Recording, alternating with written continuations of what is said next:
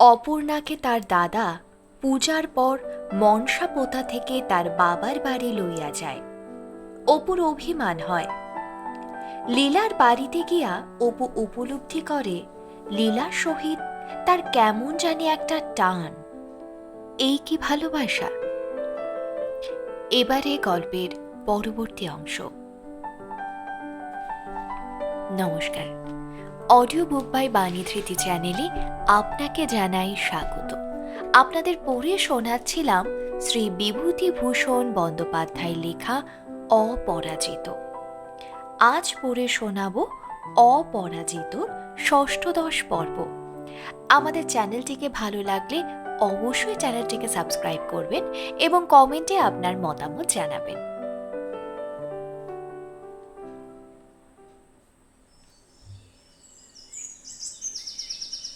চতুর্দশ পরিচ্ছেদ। 1 বৎসর চলিয়া গিয়াছে। পুনরায় পূজার বিলম্ব অতি সামান্যই। শনিবার।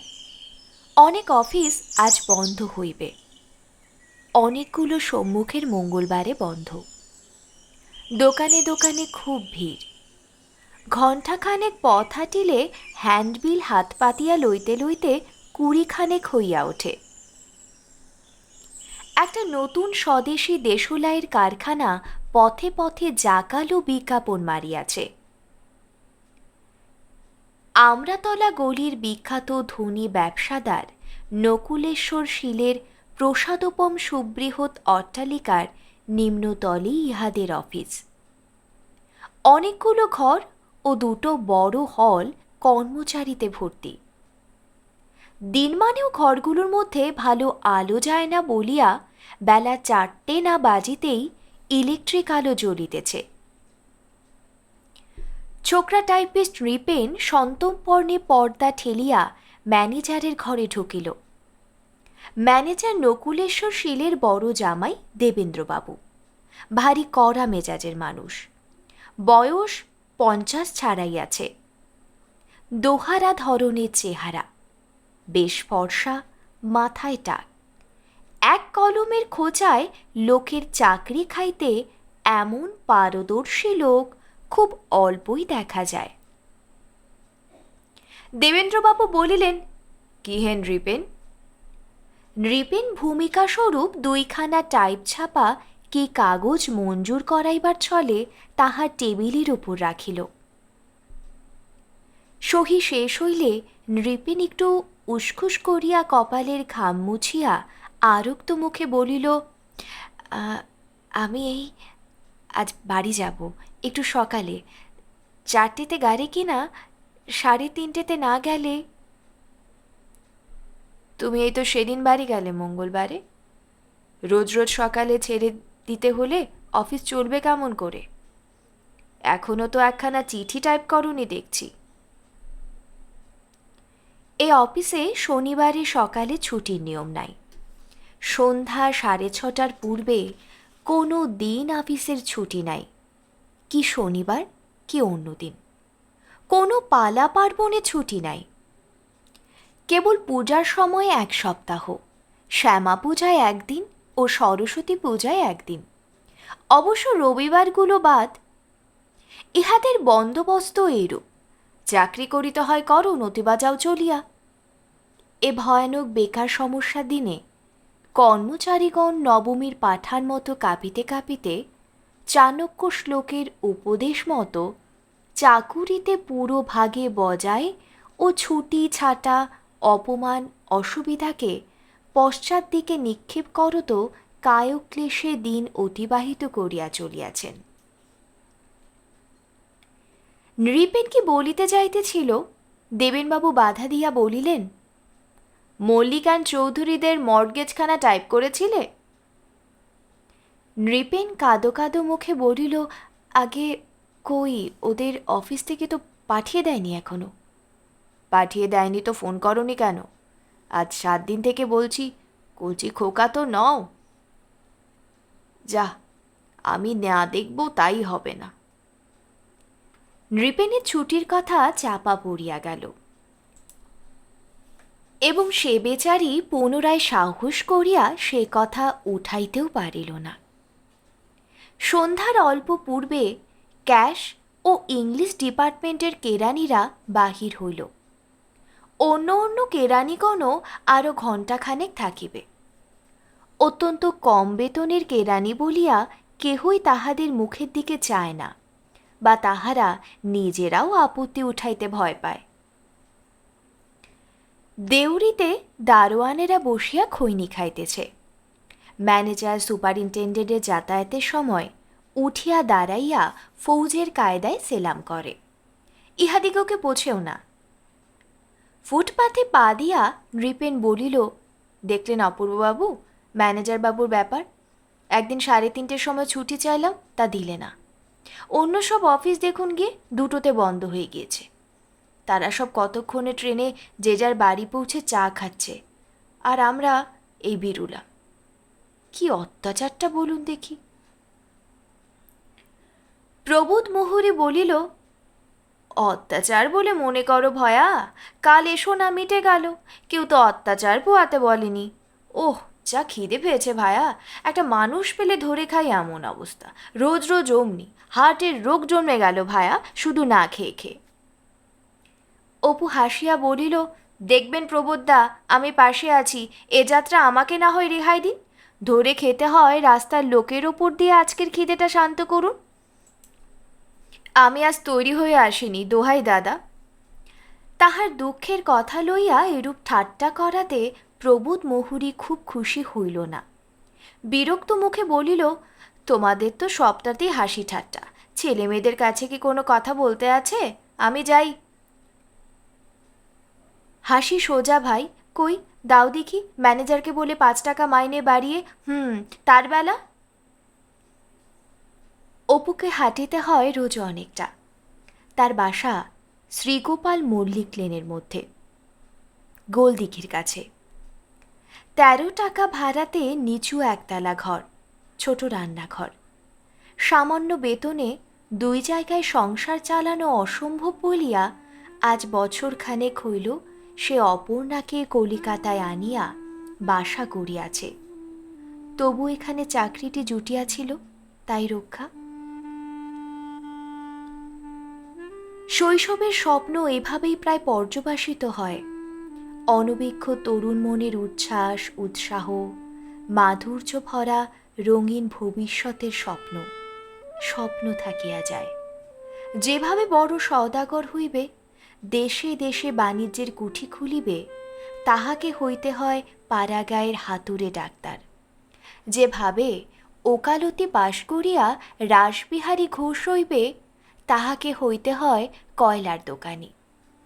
যাহারা আশা করে সারা পৃথিবী ঘুরিয়া দেখিয়া বেড়াইবে কি দ্বিতীয় কলম্বাস হইবে, তাহাকে হইতে হয় 40 টাকা বেতনের স্কুল মাস্টার। 99% জনের বেলায় যা হয়, অপুর বেলাও তাহার ব্যতিক্রম হয় নাই। যথানিয়মে সংসার যাত্রা, গৃহস্থালী, কেরানিগিরি, ভাড়া বাড়ি, মেলিন স্পুট ও উইল ক্লথ। তবে তাহার শেষোক্ত 2টি এখনো আবশ্যক হয় নাই, এই যা। অপর্ণা ঘরের দোরের কাছে বটি পাতিয়া কুটনা কুটিতেছে। স্বামীকে দেখিয়া বলিল, আজ এত সকাল সকাল যে? তারপর সে বটিখানা ও তরকারির চুপড়ি এক পাশে সরাইয়া রাখিয়া উঠিয়া দাঁড়াইল। অপু বলিল, খুব সকাল আর কই, 7টা বেজেছে। তবে অন্য দিনের তুলনায় সকাল বটে। হ্যাঁ, তেলওয়ালা আসেনি তো? এসেছিল একবার দুপুরে, বলে দিয়েছি বুধবার মাইনে হলে আসতে। তোমার আসার দেরি হবে ভেবে এখনো আমি চায়ের জল চড়াইনি। কলের কাছে অন্য ভাড়াটেদের ঝি বউয়েরা এই সময় থাকে বলিয়া অপর্ণা স্বামীর হাত মুখ ধুইবার জন্য জল বারান্দার কোণে তুলিয়া রাখে। অপু মুখ ধুইতে গিয়া বলিল, রজনীগন্ধার গাছটা হেলে পড়েছে কেন বলো তো? একটু বেঁধে দিও। চা খাইতে বসিয়াছে। এমন সময় কলের কাছে কোনো পৌর কণ্ঠের কর্কশ আওয়াজ শোনা গেল।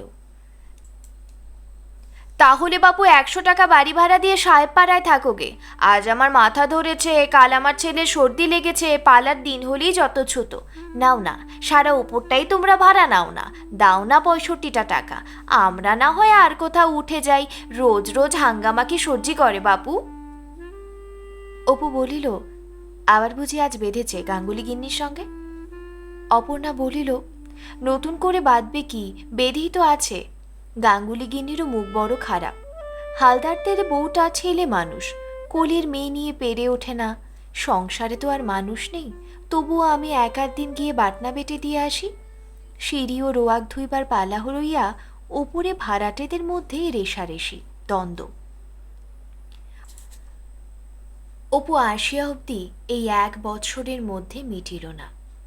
সকলের অপেক্ষা তাহার খারাপ লাগে ইহাদের এই সংকীর্ণতা, অনুদারতা। কটকট করিয়া শক্ত কথা শুনাইয়া দেয়, বাঁচিয়া বাঁচাইয়া কথা বলে না। কোন কথায় লোকের মনে আঘাত লাগে সে কথা ভাবিয়াও দেখে না। বাড়িটাতে হাওয়া খেলে না। বারান্দাটাতে বসিলে হয়তো একটু পাওয়া যায়, কিন্তু একটু দূরেই ঝাঁঝরি ড্রেন। সেখানে সারা বাসার তরকারির খোসা, মাছের আঁশ, আবর্জনা, বাসি ভাত তরকারি পচিতেছে। বর্ষার দিনে বাড়ি ময়লা ও আধময়লা কাপড় শুকাইতেছে। এখানে তোবড়ানো টিনের বাক্স, ওখানে কয়লার ঝুড়ি। ছেলেমেয়েগুলো অপরিষ্কার, ময়লা পেনি বা ফ্রক পরা। অপুদের নিজেদের দিকটা ওরই মধ্যে পরিষ্কার পরিচ্ছন্ন থাকিলে কি হয়? এই ছোট্ট বারান্দার টবে 2-4টে রজনীগন্ধা, বিদ্যাপাতার গাছ রাখিলে কি হয়? এই 1 বৎসর সেখানে আসিয়া অপু বুঝিয়াছে জীবনের সকল সৌন্দর্য, পবিত্রতা, মাধুর্য এখানে পলে পলে নষ্ট করিয়া দেয়। এই আবহাওয়ার বিষাক্ত বাষ্পে মনের আনন্দকে গলা টিপিয়া মারে। চোখে পীড়া দেয় যে অসুন্দর, তা ইহাদের অঙ্গের আভরণ। থাকিতে জানে না, বাস করিতে জানে না, শূকর পালের মতো খায় আর কাদায় গড়াগড়ি দিয়া মহা আনন্দে দিন কাটায়। কত কুশ্রী বেষ্টনীর মধ্যে দিন দিন যেন তার দম বন্ধ হইয়া আসিতেছে।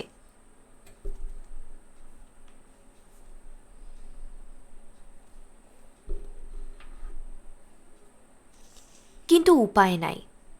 মনসাপোতায় থাকিলেও আর কুলায় না, অথচ 13 টাকা ভাড়ায় এর চেয়ে ভালো ঘর শহরে কোথাও মেলে না। তবুও অপর্ণা এই আলো হাওয়া বিহীন স্থানেও শ্রীছাদ আনিয়াছে। ঘরটা নিজের হাতে সাজাইয়াছে। বাক্স প্যাটরাতে নিজের হাতে বোনা ঘেরাটোপ, জানালায় ছিটের পর্দা, বালিশ মশারি সব ধপধপ করিতেছে। দিনে 2-3 বার করে ঝাড় দেয়। এ বাড়ির ওপরের তলায় ভাড়াটে গাঙ্গুলিদের একজন দেশস্থ আত্মীয় পীড়িত অবস্থায় এখানে আসিয়া 2-3 মাস আছেন। আত্মীয়টি পৌর, সঙ্গে তার স্ত্রী ও ছেলে মেয়ে। দেখিয়া মনে হয় অতি দরিদ্র। বড়লোক আত্মীয়র আশ্রয়ে এখানে রোগ সারাইতে আসিয়াছেন ও চোরের মতো একপাশে পড়িয়া আছেন। বউটি যেমন শান্ত তেমনি নিরীহ। ইতিপূর্বে কখনো কলিকাতা আসে নাই। দিন রাত জুজুর মতো হইয়া আছে। সারা দিন সংসারের খাটুনি খাটে, সময় পাইলেই রুগ্ন স্বামীর মুখের দিকে উদ্বিগ্ন দৃষ্টিতে চাহিয়া বসিয়া থাকে।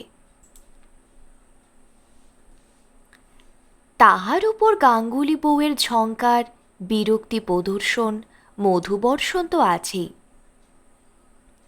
অত্যন্ত গরিব অপু রোগী দেখিতে যাইবার ছলে মাঝে মাঝে বেদানা, আঙুর, লেবু দিয়া আসিয়াছে। সেদিনও বড় ছেলেটিকে জামা কিনিয়া দিয়াছে।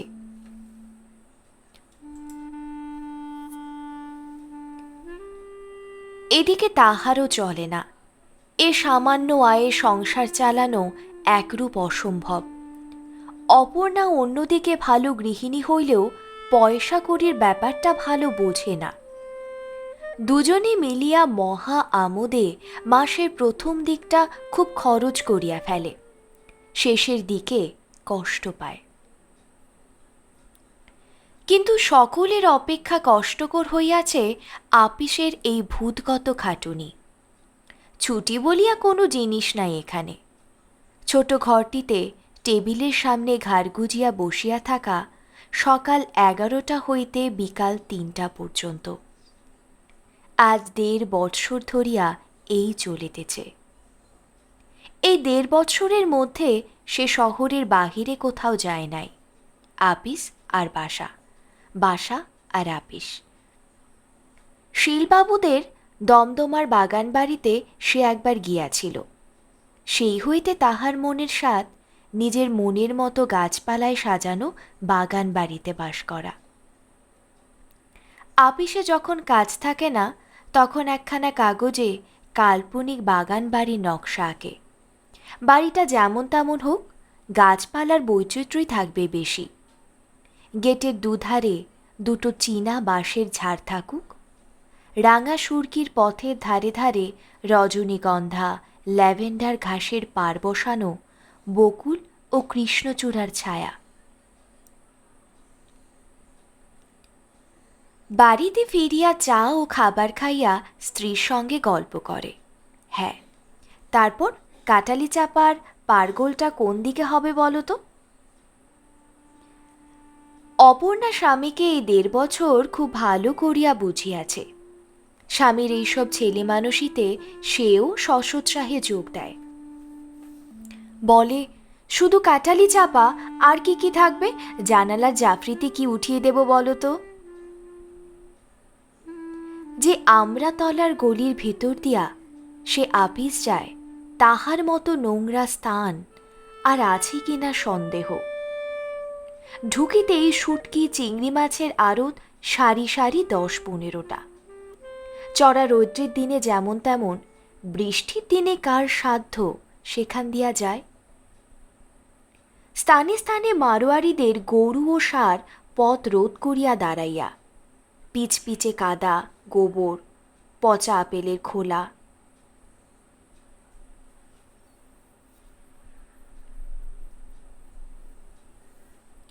নিত্য দুবেলা আজ 1.5 বৎসর এই পথে যাতায়াত। তাছাড়া রোজ বেলা 11টা হইতে 7টা পর্যন্ত এই দারুণ বদ্ধতা। আপিসে অন্য যাহারা আছে তাহাদের ইহাতে তত কষ্ট হয় না।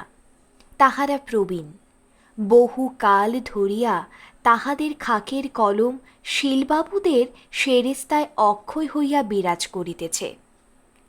তাহাদের গর্ব এখানে। রকুর, নবীশ, রামধনবাবু বলেন, হে হে, কেউ পারবে না মশাই। আজ এক কলমে 22 বছর হলো বাবুদের এখানে।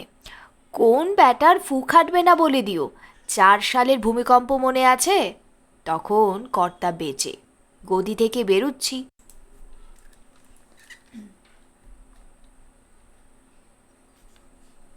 ওপর থেকে কর্তা হেঁকে বললেন, ওহে রামধন, পোস্তা থেকে ল্যাংড়া আমের দরটা জেনে এসো দেখি চট করে। বেরুতে যাবে মশাই, আর যেন মা বাসুকি একেবারে 14,000 ফনা নাড়া দিয়ে উঠলেন। সে কি কাণ্ড মশাই, হে হে, আজকের লোক নই। কষ্ট হয় অপুর ও ছোকরা টাইপিস্ট নৃপেনের। সে বেচারি উকি মারিয়া দেখিয়া আসে ম্যানেজার ঘরে বসিয়া আছে কিনা। অপুর কাছে টুলের উপর বসিয়া বলে, এখনও ম্যানেজার হাইকোর্ট থেকে ফেরেননি বুঝি অপূর্ববাবু? 6টা বাজে, ছুটি তো সেই 7টা। অপু বলে, ও কথা আর মনে করিয়ে দেবে না নৃপেনবাবু। বিকেল এত ভালোবাসি, সেই বিকেল দেখিনি আজ কত দিন। দেখুন তো বাইরে চেয়ে, এমন চমৎকার বিকেলটি, আর এই অন্ধকার ঘরে ইলেকট্রিক আলো জেলে ঠাই বসে আছি সেই সকাল 10টা থেকে। মাটির সঙ্গে যোগ অনেক দিন তো হারিয়েছি। সেসব বৈকাল তো এখন দূরের স্মৃতি মাত্র। কিন্তু কলিকাতা শহরের সে সাধারণ বৈকালগুলো তাও তো সে হারিয়েছে প্রতিদিন। বেলা 5টা বাজিলে একদিন লুকাইয়া বাহিরে গিয়া দাঁড়াইয়া সম্মুখের বাড়ির উঁচু কার্নিশের উপর যে একটুখানি বৈকালের আকাশ চোখে পড়ে তারই দিকে বিভুক্ষের দৃষ্টিতে চাহিয়া থাকে।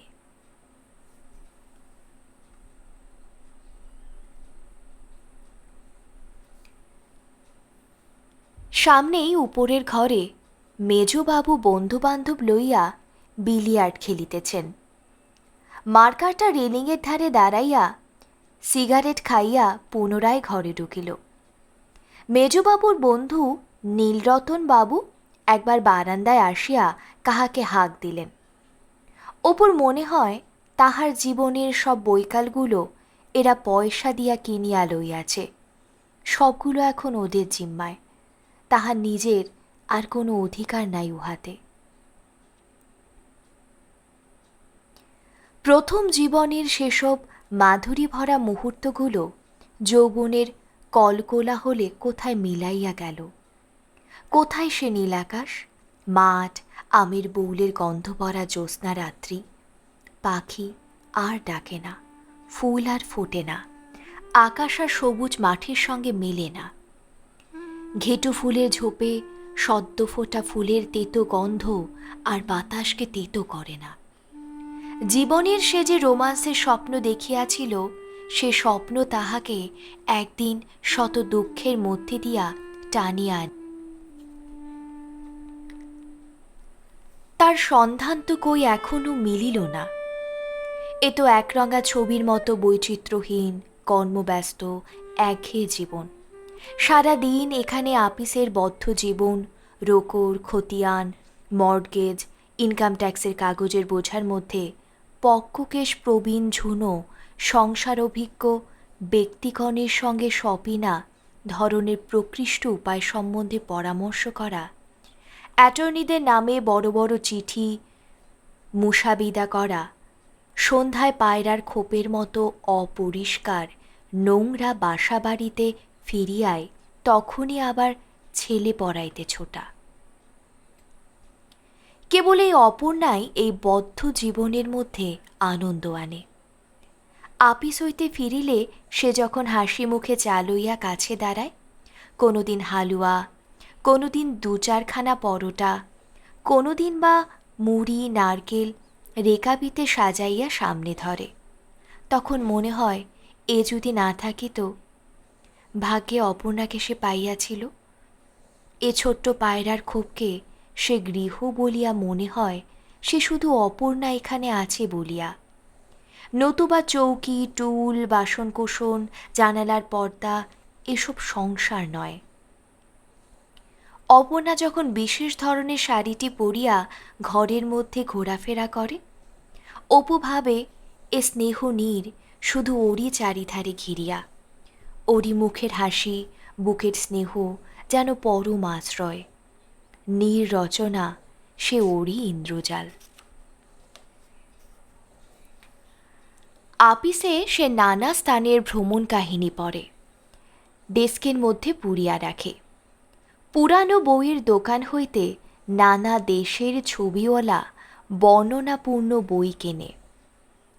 নানা দেশের রেলওয়ে বা স্টিমার কোম্পানি যেসব দেশে যাইতে সাধারণকে প্রলুব্ধ করিতেছে, কেহ বলিতেছে হাওয়াই দ্বীপে এসো একবার, এখানকার নারকেল কুঞ্জে ওয়াকিকির বালুময় সমুদ্র বেলায় জ্যোৎস্না রাত্রে যদি তারাভিমুখী উর্মিমালার সঙ্গীত না শুনিয়া মরো, তবে তোমার জীবন বৃথা।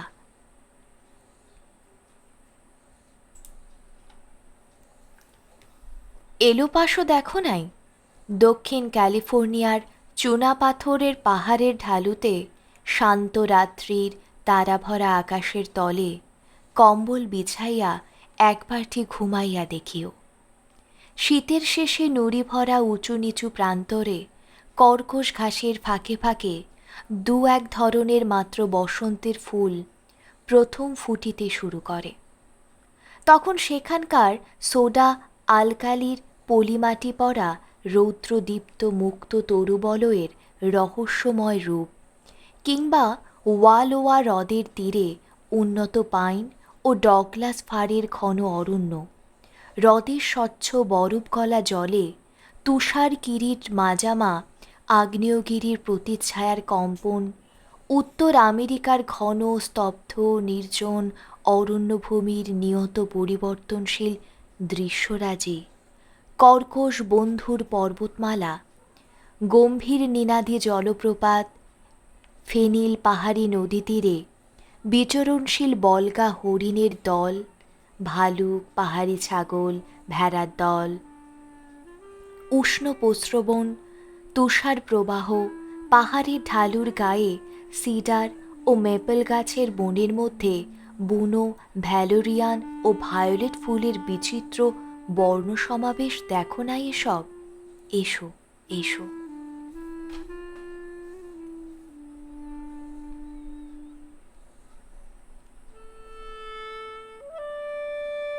টাহিটি, টাহিটি, কোথায় কত দূরে, কোন জ্যোৎস্নালোকিত রহস্যময় কুলহীন স্বপ্ন সমুদ্রের পারে, শুভরাত্রে গভীর জলের তলায় যেখানে মুক্তার জন্ম হয়, সাগর গুহায় প্রবালের দল ফুটিয়া থাকে, কানে শুধু দূরশ্রুত সঙ্গীতের মতো তাহাদের অপূর্ব আহ্বান ভাসিয়া আসে। আপিসের ডেস্কে বসিয়া একদিন সে স্বপ্নে ভোর হইয়া থাকে, এইসবের স্বপ্নে। এইরকম নির্জন স্থানে যেখানে লোকালয় নাই, ঘন নারকেল কুঞ্জের মধ্যে ছোট্ট কুটিরে, খোলা জানালা দিয়া দূরের নীল সমুদ্র চোখে পড়িবে, তার ওপারে মরকতশ্যাম ছোট ছোট দ্বীপ, বিচিত্র পক্ষীরাজ, অজানা দেশের অজানা আকাশের তলে তারার আলোয় উজ্জ্বল মাঠটা একটা রহস্যের বার্তা বহিয়া আনিবে। কুটিরের ধারে ফুটিয়া থাকিবে ছোট ছোট বনফুল, শুধু সে আর অপর্ণা।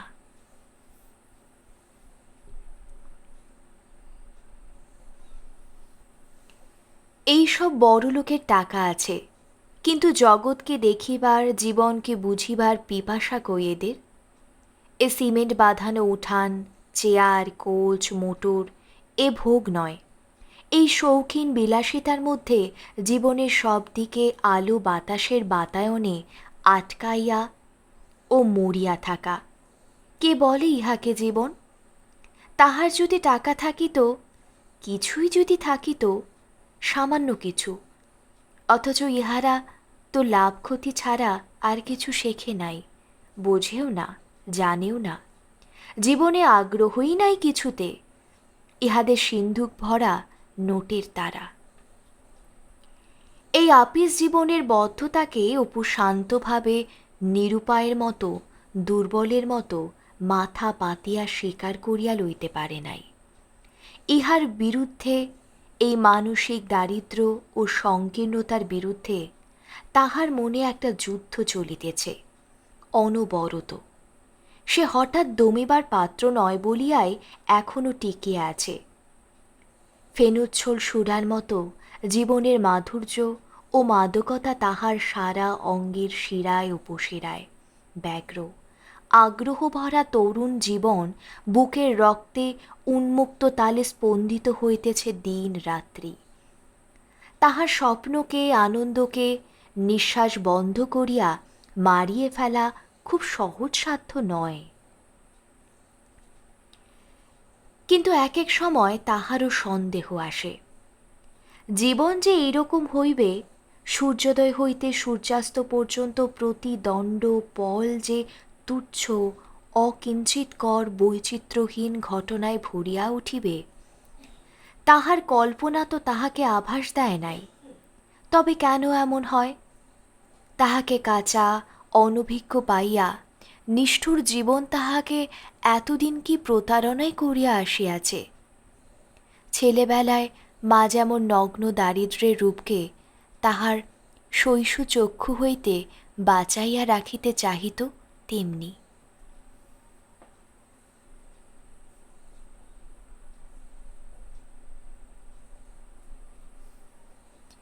দেখিতে দেখিতে পূজা আসিয়া গেল। আজ 2 বৎসর এখানে সে চাকরি করিতেছে। পূজার পূর্বে প্রতিবারই সেই ও নৃপেন টাইপিস্ট কোথাও না কোথাও যাইবার পরামর্শ আটিয়াছে, নকশা আঁকিয়াছে, ভাড়া করিয়াছে, কখনো পুরুলিয়া কখনো পুরী, যা অবশ্য কোথাও হয় না। তবুও যাইবার কল্পনা করিয়াও মনটা খুশি হয়। মনকে বোঝায় এবার না হয় আগামী পূজায় নিশ্চয়ই নিশ্চয়ই কেহ বাধা দিতে পারিবে না।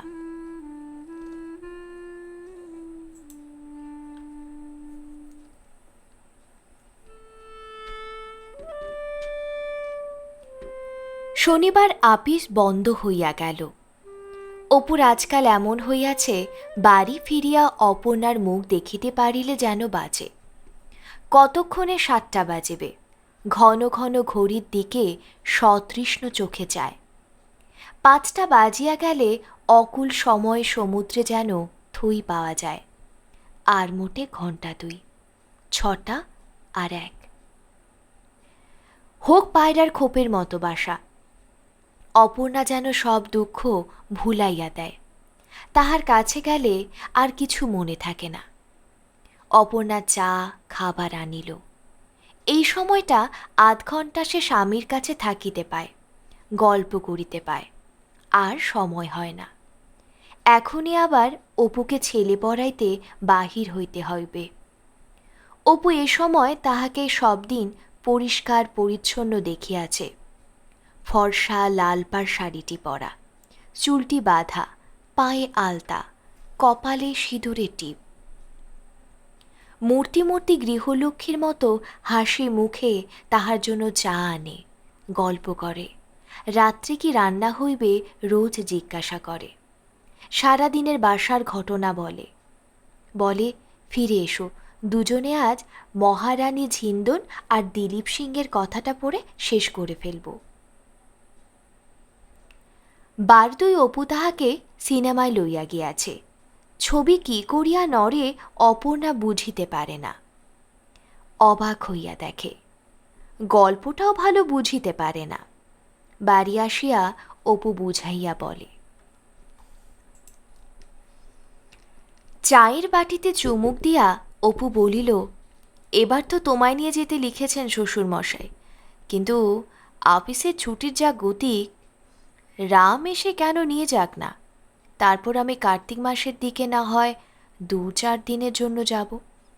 তাছাড়া যদি যেতেই হয় তবে এই সময় যত সকালে যেতে পারা যায়, এই সময়টা বাপ মায়ের কাছে থাকা ভালো ভেবে দেখলাম। অপর্ণা লজ্জা রক্তমুখে বলিল, রাম ছেলে মানুষ, ও কি নিয়ে যেতে পারবে? তাছাড়া মা তোমায় কতদিন দেখেননি, দেখতে চেয়েছেন। তা বেশ, চলো আমিই যাই। রামের হাতে ছেড়ে দিতে ভরসা হয় না। এ অবস্থায় একটু সাবধানে ওঠানামা করতে হবে কি না? দাও তো ছাতাটা, ছেলে পড়িয়ে আসি। যাওয়া হয়তো, চলো কালই যাই। হ্যাঁ, একটা সিগারেট দাও না। আবার সিগারেট? 8টা সিগারেট সকাল থেকে খেয়েছো, আর পাবে না। আবার পড়িয়ে এলে একটা পাবে। দাও দাও লক্ষ্মীটি, রাতে আর চাইবো না, দাও একটি। অপর্ণা ভ্রু কুঞ্চিত করিয়া হাসি মুখে বলিল, আবার রাত্রে তুমি কি ছাড়বে আর একটা না নিয়ে?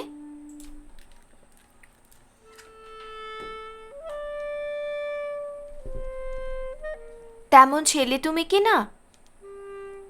বেশি সিগারেট খায় বলিয়া অপু সিগারেটের টিন অপর্ণার জিম্মায় রাখিবার প্রস্তাব করিয়াছিল। অপর্ণার কারাকারি বন্দোবস্ত সবসময় খাটে না। অপু বরাদ্দ অনুযায়ী সিগারেট নিঃশেষ করিবার পর আরও চায়, পিড়াপিড়ি করে। অপর্ণাকে শেষকালে দিতেই হয়, তবে ঘরে সিগারেট না মিলিলে বাহিরে গিয়া সে পারতপক্ষ কেনে না। অপর্ণাকে প্রবঞ্চনা করিতে মনে বড় বাধে, কিন্তু সব দিন নয়। ছুটি ছাটার দিনে বাড়িতে প্রাপ্য আদায় করিয়াও আরও 2-1 বাক্স কেনে, যদিও সে অপর্ণাকে জানায় না। ছেলে পড়াইয়া আসিয়া অপু দেখিল উপরে রুগ্ন ভদ্রলোকটির ছোট মেয়ে পিন্টু তাহাদের ঘরের এক কোণে ভীত পাংশু মুখে বসিয়া আছে। বাড়ি শুদ্ধ হইচই। অপর্ণা বলিল, ওগো, ওই পিন্টু গাঙ্গুলিদের ছোট খুকিকে নিয়ে গোলদিঘিতে বেড়াতে বেরিয়েছিলাম।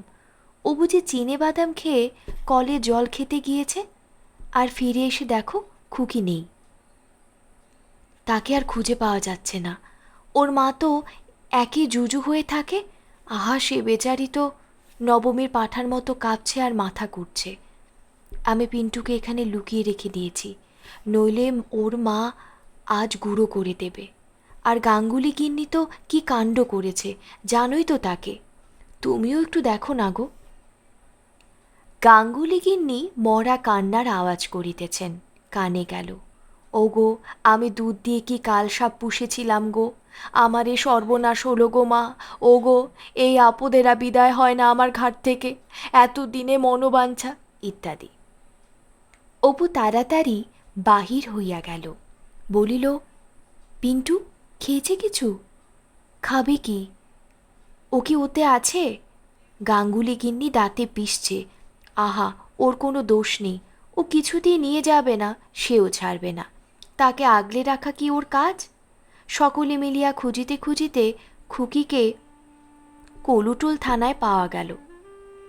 সে পথ হারাইয়া ঘুরিতেছিল, বাড়ির নম্বর রাস্তার নাম বলিতে পারে না। একজন কনস্টেবল এ অবস্থায় তাহাকে পাইয়া থানায় লইয়া গিয়াছিল।